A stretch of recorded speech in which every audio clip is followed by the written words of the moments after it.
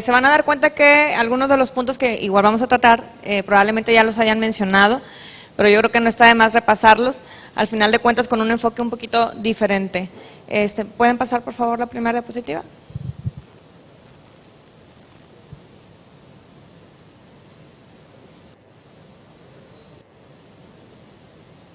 No.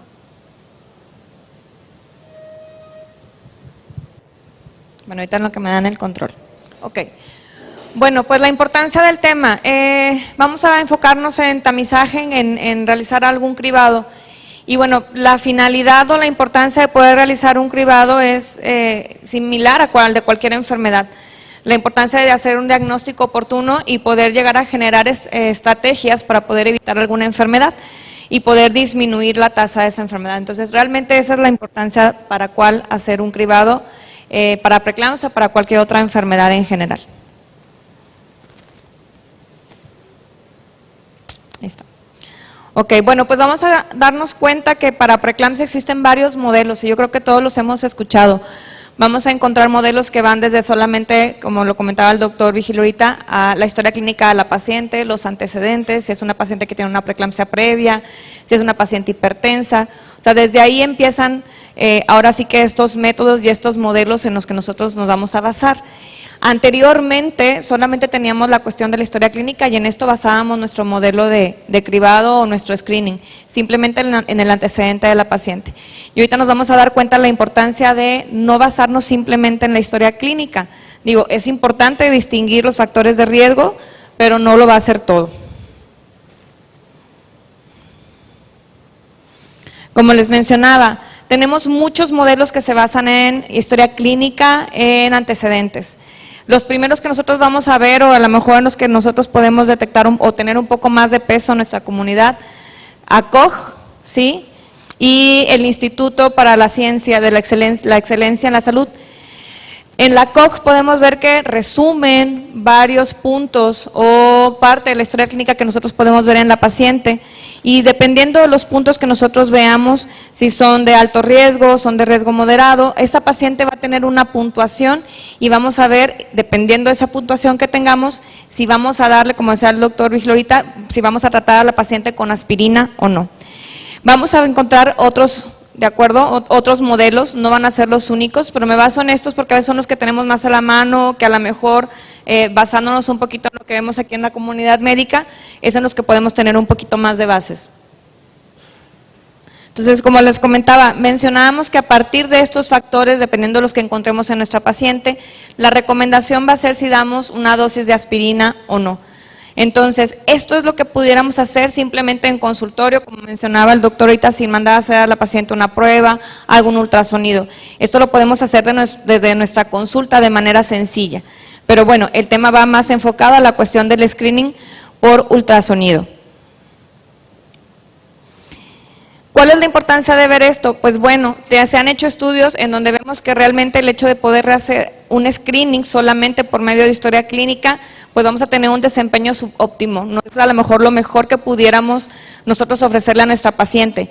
Claro, lo podemos tener a la mano, como lo mencionaba en consultorio, va a ser el primer contacto que vamos a tener con la paciente, pero quedarnos hasta ahí sería quedarnos limitados en el diagnóstico o en el cribado de nuestra paciente hablando de preeclampsia.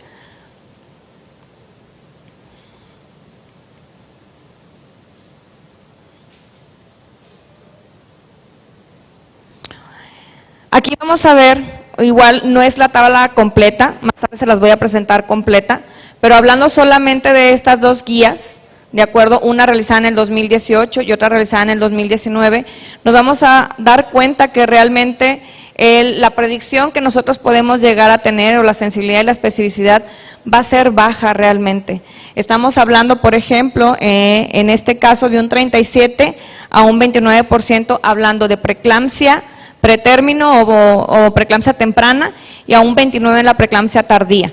Pero nos vamos a dar cuenta también que tenemos aparte el factor de el falso positivo, ¿ok? Y vamos a darnos cuenta que si nos tomamos solamente los datos de la historia clínica, podemos llegar a tener hasta un 20% de nuestros falsos positivos a la hora de poder diagnosticar a nuestra paciente y poder llegar a darle algún medicamento como prevención.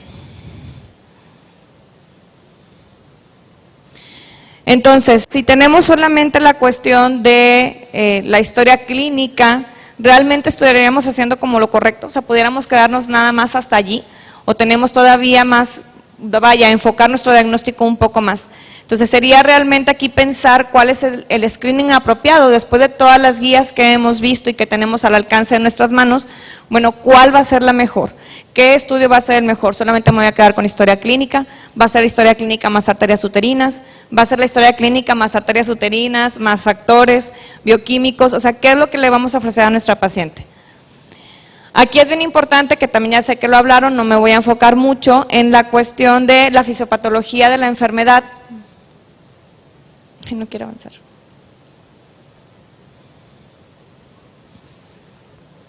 Ahí está. Está fallando un poquito el control. ¿Cuál es la importancia de saber qué es lo que sucede? No me voy a enfocar mucho en esto porque, como les digo, ya lo tomaron, pero es importante saber que esto, la forma en la que sucede o se desarrolla, la pudiéramos nosotros dividir en dos estadios, ¿de acuerdo? En el primero, donde vamos a encontrar que juega un papel importante todos los factores de nuestra paciente, si es una paciente hipertensa previa, si ha tenido una preeclampsia previa, si es una paciente con diabetes, y aquí vamos a encontrar diversos factores. Vamos a encontrar también los factores genéticos y todo lo que genera realmente un cambio en la placentación de esta paciente, ¿de acuerdo? ¿Qué es lo que va a generar en todos estos factores que juegan un papel importante? Pues bueno, ya lo sabemos, una placentación superficial. Si nos vamos al estadio 2, vamos a encontrar que ya juega un factor importante la oxidación y que vamos también a encontrar factores antiangiogénicos que se van a empezar a secretar y nos van a generar todos los cambios que después vamos a ver clínicamente en nuestra paciente, ¿de acuerdo? Porque nos van a llevar a una disfunción endotelial. Entonces, ¿cuál es la importancia de entender esto? Que si nosotros lo vemos en tiempos, nos vamos a dar cuenta que casi todo sucede en primer trimestre, ¿sí? Antes de iniciar el estadio 2. ¿Qué tiene esto de importancia? Pues que prácticamente aquí, justo en esto, es donde nos va a dar a nosotros la oportunidad de poder generar una predicción y generar una prevención en nuestra paciente. Entonces, por eso es importante el actuar dentro del primer trimestre. ¿Me pueden ayudar, por favor? Ahí está fallando un poquito aquí el control, perdón. Bueno, entonces, como les decía, uno de los factores implicados en el desarrollo de la preeclampsia pues va a ser la deficiencia en la invasión del trofoblasto, que nos van a llevar a una placentación que va a ser totalmente inadecuada y que si nosotros lo vemos dividiéndolo en una cuestión de preeclampsia temprana y preeclampsia tardía, nos vamos a dar cuenta que este factor juega un papel más importante en nuestra preeclampsia temprana, ¿de acuerdo? Y que en la preeclampsia tardía quizás no va a ser tan importante o quizás no vamos a encontrar tantos cambios en nuestra paciente. Entonces, el poder tener la comprensión de la fisiopatología de nuestra preeclampsia nos va a ayudar a generar las estrategias que nosotros vamos a necesitar para poder hacer un cribado adecuado. Y aquí es donde vamos a encontrar y tratar de valorar todos esos factores, tanto demográficos, los biomarcadores y el Doppler de arterias uterinas.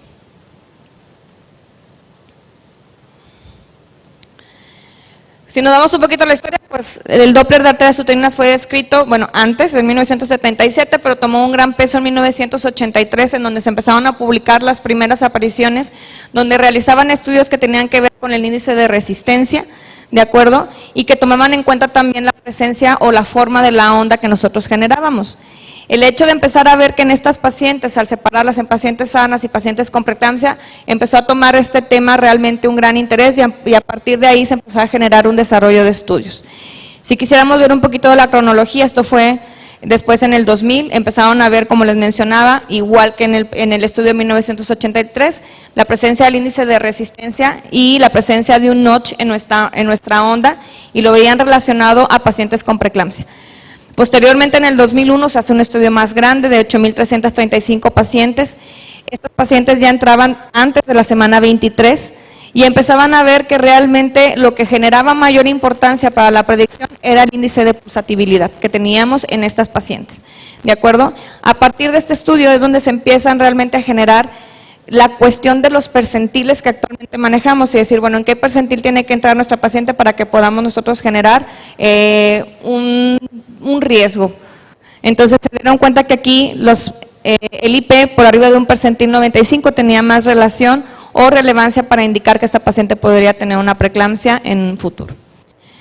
Posteriormente, igual, como les mencionaba, continuaron sobre esa línea, estudiando un poquito más la cuestión del índice de pulsatilidad en lugar del índice de el índice de resistencia.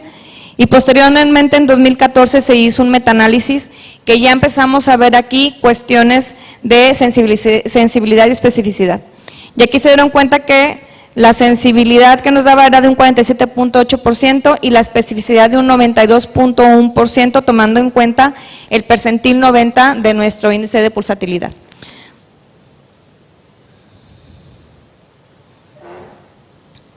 Entonces, empezamos a tomar, como les decía, la importancia de las mediciones de la impedancia o la resistencia a nuestras arterias en el flujo que nosotros íbamos a encontrar en nuestro ultrasonido Doppler a la hora de evaluarlo. ¿Ok? Y empezamos a ver que realmente ya podía ser entonces cuantificable para nosotros para poder llevar a cabo un diagnóstico. Después ya viene aquí la utilización del ultrasonido realmente como una herramienta de predicción, y es aquí en donde empezamos realmente con la importancia de valorar lo que nosotros vemos en la fisiopatología de manera más visible médicamente para nosotros.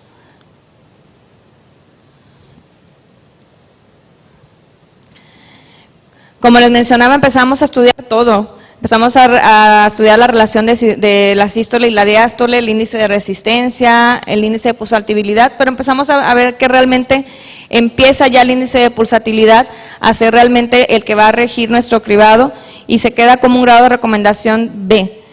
Después empezamos a ver que la ventaja de poder valorar el IP en lugar del IR es que realmente este va a ser mucho más estable y vamos a ser capaces de valorar muchas más velocidades a nivel de todo el ciclo cardíaco, a diferencia del índice de resistencia, que solamente podíamos valorarlo en 2 puntos. Y esto es donde empezamos a ver y nos empezamos a fijar más en la pulsatilidad. Vamos a ver un poquito de la técnica, porque pues realmente eso va relacionado más a la plática. En la cuestión de la medición de arterias uterinas, lo vamos a llevar a cabo, como ya todos sabemos, de la semana 11 a la semana 13.6, ¿sí? Y tenemos que darnos cuenta que realmente la técnica puede ser realizada desde modo abdominal como también por la vía vaginal, pero vamos a tener quizás algunos cambios que pudiéramos tomar en cuenta en el índice de pulsatilidad. Para los que hacemos ultrasonido, por eso cuando estamos nosotros haciendo o metiendo los datitos, se van a dar cuenta que ahí viene de que si el ultrasonido se hizo realmente de manera abdominal o se hizo de manera vaginal. Y esto va a ser precisamente porque lo que nosotros esperamos en el índice de pulsatilidad de las arterias va a ser diferente, o más bien el percentil va a cambiar un poco. Entonces, ya teniendo en cuenta nuestro estudio de arterias uterinas, nos vamos a dar cuenta que aquí tenemos la importancia, como les mencionaba, del índice de pulsatilidad marcado en el percentil 90 y vamos a detectar hasta el 48% de las mujeres que desarrollan preeclampsia temprana y el 26% de las pacientes que puedan llegar a desarrollar una preeclampsia tardía.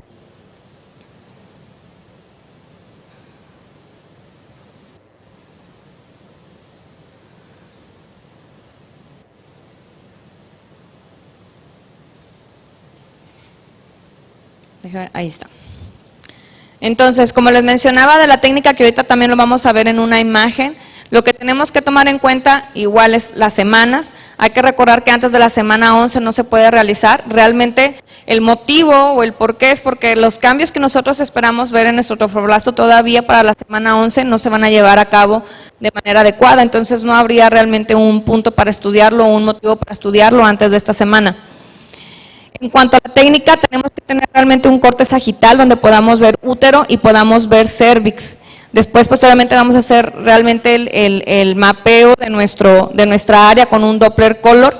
Y hay que recordar que para poder hacer la medición, digamos que el número o el nivel que tenemos que tener en nuestra muestra es de aproximadamente 2 milímetros. O sea, hay que recordar que la muestra o el tamaño de la muestra va en relación al tamaño del vaso, que también a veces ahí nos queda la duda de por qué tener esta medida. Bueno, va en relación al tamaño del vaso que nosotros estamos estudiando.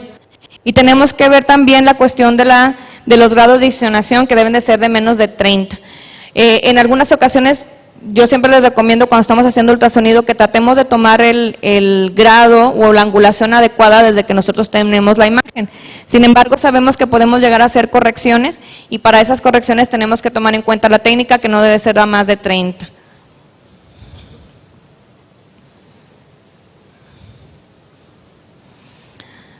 Para verificar que realmente estamos en el vaso, que eso es algo súper importante, que se pasa muy a menudo, hay que recordar que los vasos tienen velocidades, ¿sí? Y que vamos a ver, dependiendo de la velocidad que encontremos, si el vaso corresponde o no corresponde a lo que queremos estudiar. Si nosotros queremos ver realmente que ese vaso corresponde a una arteria uterina, tenemos que tener una velocidad como mínimo de 60 centímetros por segundo o alrededor de 57 para arriba aproximadamente, para que nosotros podamos tomar en cuenta y saber que realmente ese vaso es una arteria uterina. Normalmente el IP se mide cuando se logran obtener también, hay que recordar aquí por lo menos 3 ondas en nuestra muestra. Si nosotros tenemos menos de 3, no vale. Tenemos que ver también que la cuestión de adherirnos a la metodología que se describe. Vamos a encontrar un sinnúmero de guías. De hecho, esta guía en la que nosotros nos estamos, o al menos me estoy basando yo ahorita en la plática, es la guía de la ISUOG. Sabemos que hay otras guías que podemos también valorar y ver, que todas realmente son muy similares. Después vamos a ver que los índices de Doppler pueden variar también durante el examen, dependiendo de algunos factores maternos. Entonces también es importante tomarlos en cuenta. Pongo aquí una imagen para que nos demos un poquito o veamos cómo debe ser la medición. Como les mencionaba ahorita, es importante ver la velocidad que nosotros vamos a alcanzar para ver que realmente la arteria sea una arteria uterina, ¿sí? Vamos a ver el nivel de nuestra muestra, o el tamaño de nuestra muestra, que tiene que ser aproximadamente de 2 milímetros. Tenemos que ver que también podemos tomar nosotros tanto la rama ascendente como la rama descendente que veamos de nuestra arteria uterina y tenemos que corroborar que anatómicamente también corresponda. ¿Ok? Entonces, esta sería una imagen adecuada tomando en cuenta lo que mencionábamos de la velocidad y, por ejemplo, el tamaño de nuestra muestra.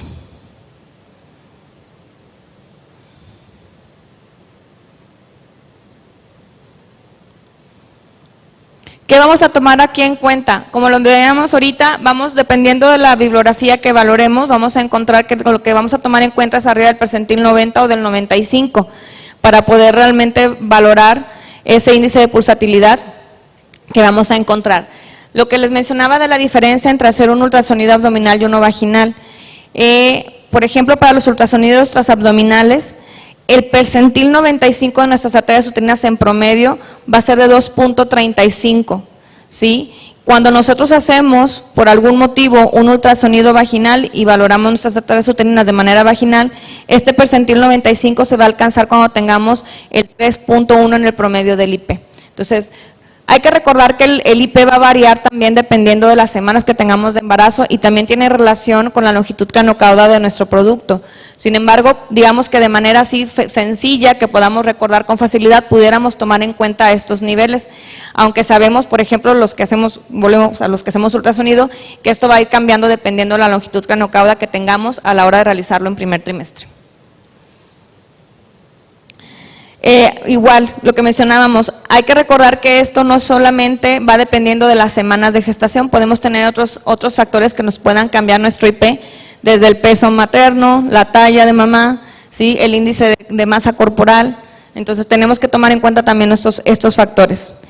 Y bueno, aquí algo bien importante, yo sé que el tema habla sobre la cuestión de las arterias uterinas, pero hay que recordar que las arterias uterinas nunca se deben de tomar de manera aislada. O sea, yo no puedo ir a hacer un ultrasonido, tomar uterinas y decir, bueno, si las uterinas están mal, esa mamá va a tener preeclampsia. No se puede. Siempre tenemos que tomarlo en cuenta como un dato más a agregar en nuestro modo de hacer ese screening o ese cribado, pero nunca de manera aislada. Otra cosa que también se ha estudiado es la forma de la onda que nosotros vemos en nuestra imagen. Y van a recordar mucho la palabra de notch, ¿sí? Que realmente es una muesca que se genera en la onda, que es protodiastólica y puede ser bilateral en las arterias uterinas. Entonces, casi siempre cuando lo veíamos, mencionábamos, bueno, esa paciente si tiene un notch es porque va a tener sí o sí preeclampsia. Y tenemos que recordar que tampoco esto no es así. ¿Por qué no es así? Sí se ha visto que tiene una mayor relación, pero hay que recordar que también hasta el 50% de las pacientes embarazadas entre la semana 11 y 14 lo van a tener. Sin embargo, esto puede ir variando y puede ir cambiando por los cambios que hacen las arterias uterinas de manera fisiológica durante la placentación y durante el resto del embarazo. Entonces, no lo podemos tomar realmente como algo que tenga un peso súper importante para decir que nuestra paciente, si lo tiene, va a tener forzosamente una preeclampsia.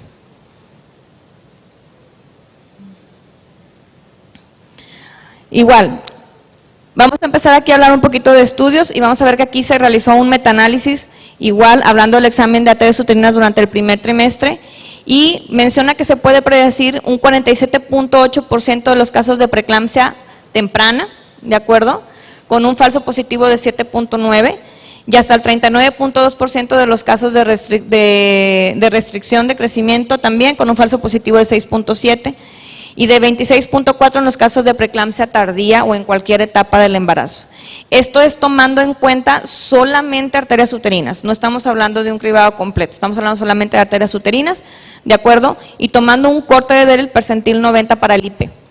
Entonces, aquí tenemos que tomar en cuenta que esto es solamente por arterias uterinas. Ahora aquí entra la recomendación de no tomarlo solamente con arterias uterinas, se tiene que hacer una combinación de los factores maternos, arterias uterinas, el IP, todo lo que nosotros podamos valorar también en marcadores bioquímicos, que no me voy a meter mucho porque también van a hablar de ello más adelante. Entonces hay que hacerlo como un todo, y eso es también con un grado de recomendación B, a tomar en cuenta que no solamente son arterias uterinas, ¿de acuerdo? Hay que tomar en cuenta que el hecho de poder hacer un screening combinado, un cribado combinado, siempre va a ser superior a poder realizar solamente los cortes de Doppler de manera aislada. Entonces, ¿qué vamos a hacer aquí? Pues tenemos que empezar a valorar el riesgo ya de manera individual. Aquí viene también la importancia por lo cual no tomar solamente arterias uterinas. Y empezamos a ver que se han visto o desarrollado métodos, ¿sí?, a través de teorías matemáticas que nos ayudan a valorar estos riesgos, que hablan ya de los factores maternos, de arterias uterinas, parámetros biofísicos y parámetros bioquímicos, tomando también en los parámetros biofísicos, aparte de las arterias uterinas, la toma de la presión arterial materna. Entonces aquí ya la evidencia nos dice que la combinación de biomarcadores tiene una función predictiva mayor que uno solo. Y también nos menciona que el estudio es para modelos predictivos que se realizan antes de la semana 16, tomando en cuenta también lo que comentaba el doctor Vigil sobre la toma de aspirina, que también se tiene que iniciar antes de la semana 16. Entonces hay que empezar a ver qué modelo o en qué modelo nosotros nos vamos a basar. Entonces este es un estudio que se hizo también tomando en cuenta varios estudios que ahorita les voy a mostrar las tablas en el 2020, donde nos habla que realmente el modelo realizado por la Fetal Medicine Foundation es el que podemos encontrar que es más apegado a poder realizar un diagnóstico correcto y tomando en cuenta todos sus factores.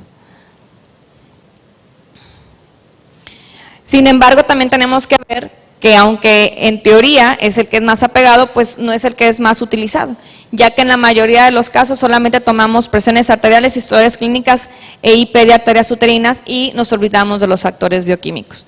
Pero aquí los factores bioquímicos deberían de entrar para poder generar una especificidad mayor, como los voy a mencionar ahorita. Aquí ya lo vemos la tabla completa, hace ratito les mostraba solamente la parte que hablaba de la cuestión de los factores maternos. Aquí ya tenemos la tabla completa donde vemos que realmente los grados de detección que nosotros podemos lograr a través de los diferentes métodos de predicción van aumentando conforme nosotros vamos agregando factores. Entonces vamos a ver, por ejemplo, lo que mencionábamos ahorita en cuanto a la COG. Menciona que solamente por historia clínica vamos a encontrar a lo mejor un dato de detección de alrededor de un 50%, pero vamos a tener un falso positivo de alrededor del 20% si solamente tomamos esto.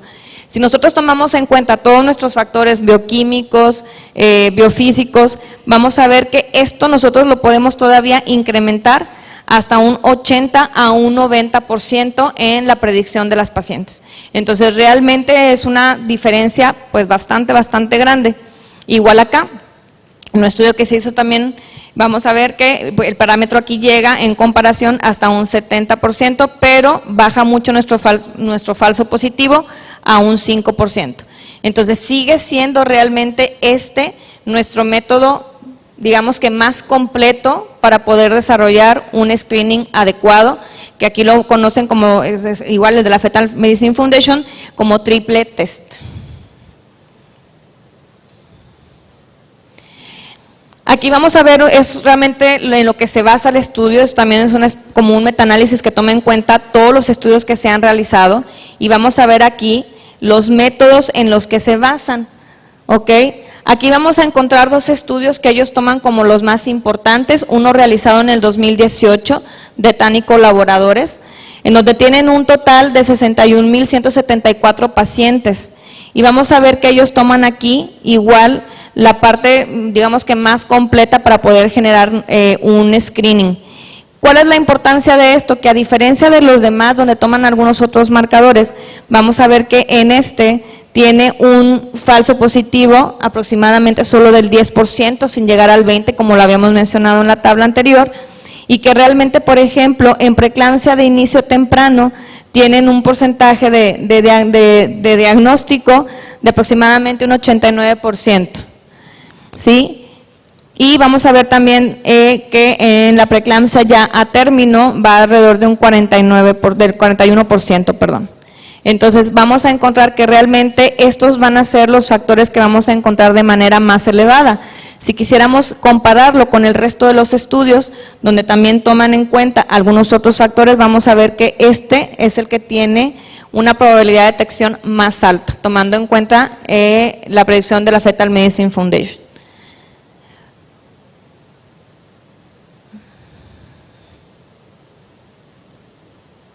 Ahí va, ok. También aquí toman en cuenta este estudio que se realizó en el 2009, que también es un grupo importante de pacientes, son 7,797, por eso toman estos dos como los estudios más importantes, donde aquí de hecho alcanzan al momento de utilizar este método de la Fetal Medicine Foundation un falso positivo solamente del 5%, y aquí alcanzan un diagnóstico, por ejemplo, para preeclampsia temprana de un 82% y de preeclampsia tardía hasta de un 35%, a diferencia del resto de los factores. Si nosotros leemos este estudio se van a dar cuenta que aquí comparan un gran número de artículos relacionados a métodos de cribado totalmente diferentes y tomando en cuenta algunas solamente marcadores biofísicos, algunos otros solamente marcadores bioquímicos, algunos otros solamente historias clínicas y comparan uno con otro.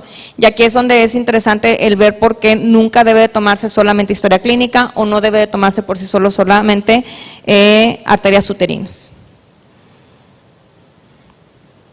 Entonces ya como resumen en el artículo ellos digamos que nos muestran esta tablita en donde empezamos a ver la eficacia que tiene cada uno de los parámetros que nosotros podemos utilizar, ¿sí?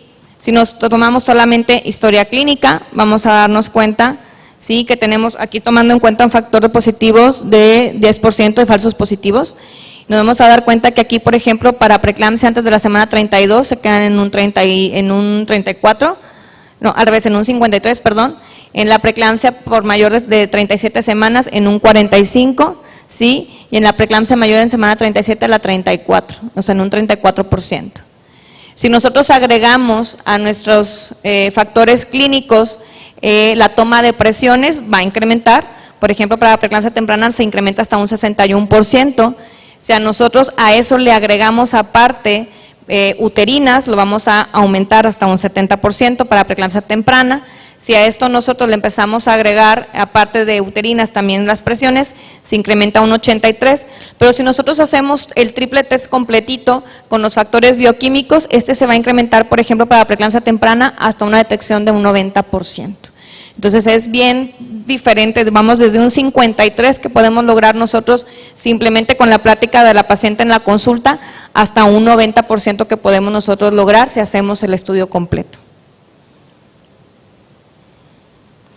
Y ya con esto ellos ponen también como resumen de qué es lo que tenemos que hacer con nuestra paciente, empezando obviamente en primer trimestre, mencionando todo lo que tenemos que hacer, la toma de presiones, los factores maternos, ultrasonido para arterias uterinas, marcadores bioquímicos y empiezan ya a desarrollar un protocolo de qué es lo que vamos a hacer o cómo debemos de actuar, si este sale realmente positivo o de alto riesgo o si tiene la paciente un bajo riesgo. Mencionan también aquí ya la cuestión del darle aspirina a la paciente con alto riesgo y siguen manejando qué es lo que tenemos que hacer también ahora en segundo trimestre.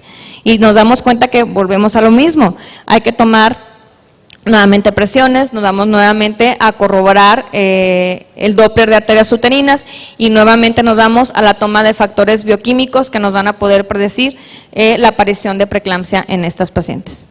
Entonces, aquí vemos, como les decía, la importancia. Sé que la plática hablaba más de la cuestión de arterias uterinas, por eso quise también poner un poquito de la técnica, pero realmente aquí yo creo que el mensaje más importante es a ver que tenemos que estudiar de manera completa a la paciente, sobre todo si tenemos la posibilidad de hacerlo y no quedarnos solamente con lo que podemos llegar a hacer en consultorio.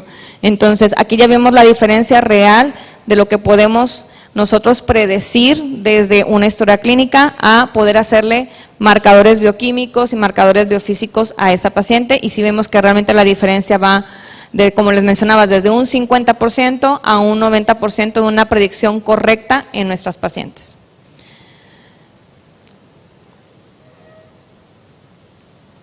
Entonces, ya a manera de conclusión, pues, como les mencionaba, los modelos de screening basados en factores de riesgos maternos solamente no son adecuados, ¿sí? Y no deberían de llevarse a cabo así solitos. Hay que tomar en cuenta que tenemos percentiles en nuestro índice de pulsatilidad que van alrededor del 95% y que estos van a ir variando si quisiéramos tomarlo como un número único a grabar en nuestra mente, del 2.3 al 3.1, dependiendo si es transabdominal o si es transvaginal, ¿sí? Por lo que mencionábamos también, siempre que sea posible debería preferirse la inclusión a un modelo completo, la toma de nuestras arterias uterinas y no hacerlo solamente como un factor único, ¿sí? Y el método de screening hasta ahorita de la fetal medicine es el que es más apropiado o ha demostrado ser el más apropiado para poder realizar un screening adecuado y una predicción adecuada. Muchas gracias.